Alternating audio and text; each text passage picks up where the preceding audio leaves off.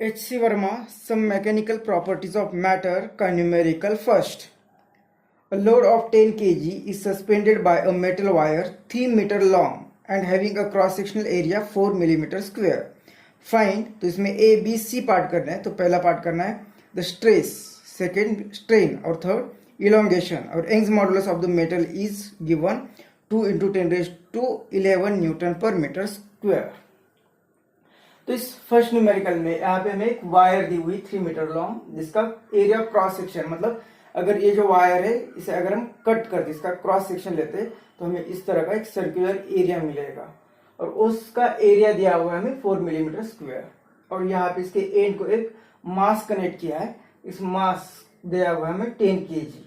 तो इसके कारण यहाँ पे थोड़ा सा इलोंगेशन होगा और इस तरह से डायग्राम निकालिए. इसका Young's modulus 2 into 10 raised to 11 newton पर मीटर स्क्वायर दिया हुआ है और हमें कहा है कि स्ट्रेस, स्ट्रेन और इलोंगेशन फाइंड करो.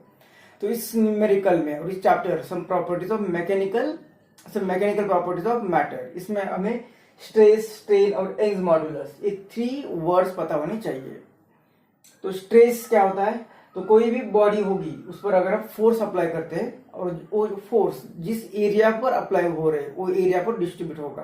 तो फोर्स पर यूनिट एरिया जो होगा, मतलब जैसे कि यहाँ पे फोर्स अप्लाई किया है, एक मास लटका है, मतलब एक ग्रेविटेशनल फोर्स होगा डाउनवर्ड डायरेक्शन में mg इतना डाउनवर्ड डायरेक्शन में फोर्स होगा, एक ग्रेविटेशनल फोर्स इस वायर पर, और वो फोर्स इसके एरिया ऑफ क्रॉस सेक्शन पर डिस्ट्रीब्यूट होगा. यहाँ पे लगाया तो इसके एरिया पर वो डिस्ट्रीब्यूट होगा. तो वो एरिया हमें दिया हुआ है. तो वो एरिया पर यूनिट एरिया कितना फोर्स होगा इसे कहेंगे हम स्ट्रेस. तो ये स्ट्रेस पहले हमें पता चला कि स्ट्रेस मतलब क्या, जो भी हमने फोर्स अप्लाई किया पर यूनिट एरिया ये होगा स्ट्रेस और वो फाइंड करना है. तो हमें फोर्स पता है, एरिया पता है, तो हम स्ट्रेस पहले फाइंड कर सकते हैं. तो पहले स्ट्रेस फाइंड करेंगे. फोर्स कितना है? तो ए मास लटका है तो इसके कारण जो ग्रेविटेशनल फोर्स होगा मतलब mg ये होगा ग्रेविटेशनल फोर्स. तो इसकी जगह पे हम लिखेंगे mg अपॉन एरिया. अब वैल्यू पुट करेंगे तो हमें स्ट्रेस मिल जाएगा. ये मास दिया हुआ है हमें 10 kg और g की value 10 divide by area, area दिया हुआ है 4 मिलीमीटर स्क्वायर. 4 मिलीमीटर का मीटर करना है तो 10 रेज़ टू -3 से मल्टीप्लाई करेंगे और इसका स्क्वायर करना है इसलिए वो आएगा -6. तो ये स्ट्रेस ये 10 into 10 100 हो गए और 4 अगर उसे डिवाइड करेगा मतलब ये 2 to the 4 2 5 जा और ये 2 5 जा, मतलब यहाँ पे हमें स्ट्रेस मिल रहा है ये 5 into 5 25 और ये 6 ऊपर चला जाएगा तो 10 रेज़ टू +6. अब इसका यूनिट क्या आएगा? तो ये रेशियो है फोर्स और एरिया का. फोर्स का यूनिट आएगा न्यूटन और डिवाइड बाय एरिया, एरिया का यूनिट आएगा मीटर स्क्वायर. तो इस तरह से हमें पहला ये पार्ट का आंसर तो मिल गया, स्ट्रेस इज इक्वल टू. तो मैं सिर्फ इस आंसर को इस तरह से लिखा है, stress is equal to 2.5 into 10 raised to 7 newton पर मीटर स्क्वायर. तो ये पार्ट का आंसर हो गया. अब स्ट्रेन फाइंड करना है. तो स्ट्रेन क्या होगा? तो ये पहली वायर यहाँ से यहाँ तक 3 मीटर है, यहाँ से यहाँ तक. जब हम फोर्स अप्लाई करेंगे तो इस फोर्स के कारण ये वायर नीचे चली जाएगी. तो ये जो नीचे चली जा रही है इसका मतलब इसमें कुछ चेंजेस आ रहे हैं, उसके डायमेंशन में चेंजेस आ गए. तो ये टोटल इतनी लेंथ थी, अब इतनी बढ़ गई है लेंथ, इतनी लेंथ बढ़ गई, मतलब डेल्टा एल से लेंथ बढ़ गई है. तो ये जो लेंथ बढ़ गई है मतलब उसे कहेंगे हम इलोंगेशन हो गया.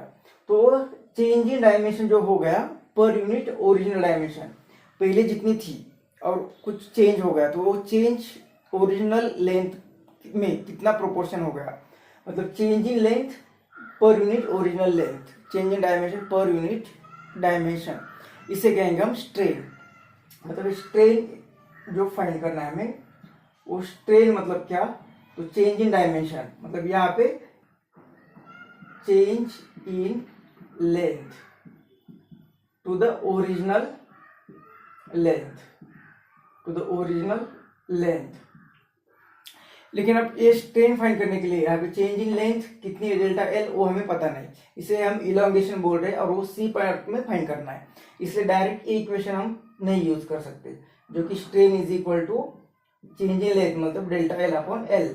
तो स्ट्रेन फाइंड करना है तो डेल्टा एल पता होना जरूरी था लेकिन वो नहीं पता है, वो तो हमें फाइंड करना है, मतलब ये इक्वेशन नहीं यूज कर सकते. तो हमें ये y दिया हुआ है, y यंग्स मॉडुलस, तो यंग्स मॉडुलस क्या होता है वो पता होना जरूरी है। तो ये जो मॉडुलस ऑफ इलास्टिसिटी होगी उसके 3 टाइप्स हो गए, तो उसके डायमेंशन पर डिपेंड उसके टाइप्स हो गए। तो यहाँ पे डायमेंशन हमें लेंथ दी हुई, तो लेंथ रिलेटेड जो मॉडुलस ऑफ इलास्टिसिटी होगी उसे कहेंगे हम यंग्स मॉडुलस। तो यंग्स मॉडुलस क्या होगा ये पता होना जरूरी है। यंग्स मॉडुलस, तो यंग्स मॉडुलस होता है रेशियो ऑफ लॉन्जिट्यूडिनल स्ट्रेस, या इसे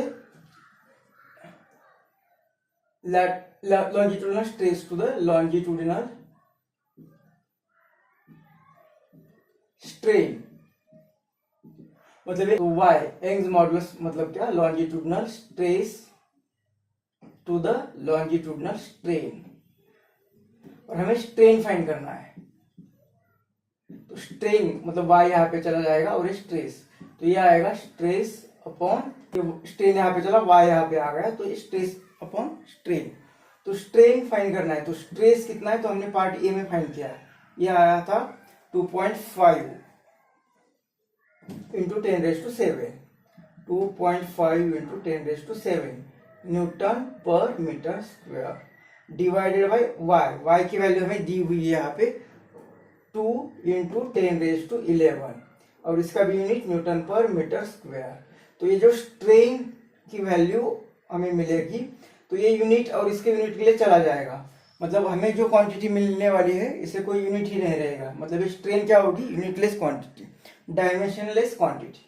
इसका आंसर तो 2 से डिवाइड करेंगे तो ये आएगा 1.25, और इंटू ये 11 ऊपर चला जाएगा और 7, तो 11 - 7 होता है 4, तो और ये 11 माइनस है तो ये आएगा 10⁻⁴, और इसे कोई यूनिट नहीं आएगा, तो ये स्ट्रेन हमें मिल गया।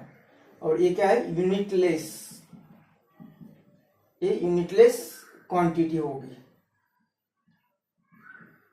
अब सी पार्ट में हमें फाइंड करना है इलोंगेशन, मतलब ये इलोंगेशन, तो इलोंगेशन कहाँ पे आता है तो स्ट्रेन के डेफिनेशन में आएगा। ये जो स्ट्रेन होता है लॉन्जिट्यूडिनल स्ट्रेन वो होता है चेंज इन डायमेंशन, तो यहाँ पे डायमेंशन कौन से एल, डेल्टा एल, और डिवाइडेड बाय ओरिजिनल लेंथ, तो ए एल होगा। अभी हमें स्ट्रेन हमने फाइंड किया है, एल हमें दी हुई है और डेल्टा एल फाइंड करना है, तो डेल्टा एल को लिखेंगे हम, ये यहाँ पे मल्टीप्लाई होगा ओरिजिनल लेंथ इंटू स्ट्रेन, तो डेल्टा एल इलोंगेशन फाइंड करना है, एल दी 3 मीटर और स्ट्रेन हमने यहाँ पे फाइंड किया है 1.25 इंटू 10⁻⁴, तो delta L is equal to, इसका कोई यूनिट नहीं, इसका यूनिट लेंथ है, मतलब चेंज इन लेंथ भी लेंथ ही होगी तो उसका यूनिट भी इस जो इसे है वही आएगा। 3 5 15, 1 3 2 6 and 7 और 3 1 3, और ये यहाँ पे डेसिमल इंटू 10⁻⁴, और इसका यूनिट मीटर आएगा। तो इस तरह से सी पार्ट का आंसर।